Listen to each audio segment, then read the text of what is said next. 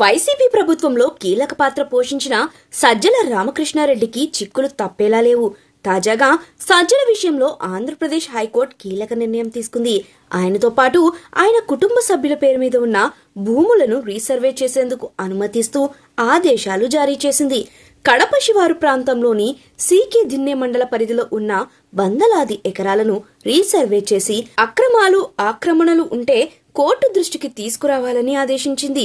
ఈ నేపథ్యంలో కడప జిల్లా యంత్రాంగం సజ్జల భూములను రీసర్వే చేసేందుకు సమాయత్తమవుతుంది. అధికారాన్ని అడ్డుపెట్టుకుని పెద్ద మొత్తంలో ప్రభుత్వం ఆస్తులను కాచేశారని ఆరోపణలపై విచారణకు రెడీ అవుతుంది. వైఎస్ఆర్ జిల్లా సీకే దిన్నె మండల పరిధిలోని చిత్తూరు కర్నూలు జాతీయ రహదారికి ఆనుకుని సజ్జల కుటుంబానికి పెద్ద మొత్తంలో ఆస్తులు ఉన్నాయి. అయితే తన సొంత భూములతో పాటు 10 ఎకరాల్లో ప్రభుత్వ భూములను ఆక్రమించారని ఆరోపణలు ఉన్నాయి. అత్యంత విలువైన ప్రాంతంలో ప్రభుత్వ అటవీ భూములను ఆయన ఆక్రమించారని అప్పట్లోనే పవన్ కళ్యాణ్ ఆరోపించారు. ఇప్పుడు పవన్ కళ్యాణ్ డిప్యూటీ సీఎం కావడం, ఆయన చేతిలోనే అటవీ శాఖ ఉండడంతో ఈ వ్యవహారంపై నిగ్గు తేల్చే పనిలో పడ్డారు.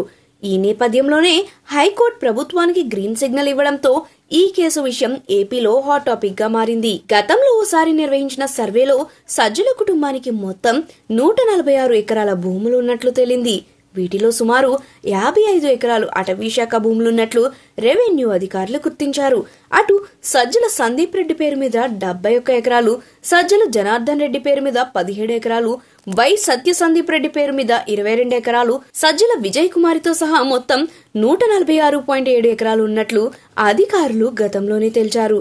ఈ భూములన్నీ ఒకే చోట ఉన్నాయి. వీటిలో దాదాపు 55 ఎకరాలు ప్రభుత్వం అటవీ భూములున్నట్లు గుర్తించారు. నిజానికి అటవీ భూములను ఆక్రమించుకోవడం తీవ్రమైన నేరం. కానీ అధికారాన్ని అడ్డుపెట్టుకుని 10 ఎకరాలు స్వాహా చేసినట్లు ఆరోపణలు ఉన్నాయి. తాజాగా ఏపీ హైకోర్టు ఉత్తర్వుల నేపథ్యంలో అసలు వాస్తవాలు బయటకు రానున్నాయి. ఇప్పటికే గత వైసీపీ ప్రభుత్వంలో మంత్రిగా వ్యవహరించిన పెద్దిరెడ్డి సైతం అటవీ భూములను ఆక్రమించుకున్నట్లు ఆరోపణలు వచ్చాయి. ఈ నేపథ్యంలో ఆయనపై చర్యలకు ప్రభుత్వం సిద్ధమవుతుంది. ఇప్పుడు సజ్జలపైన హైకోర్టు విచారణకు ఓకే చెప్పడంతో వైసీపీ కీలక నాయకుల్లో భయం మొదలైంది.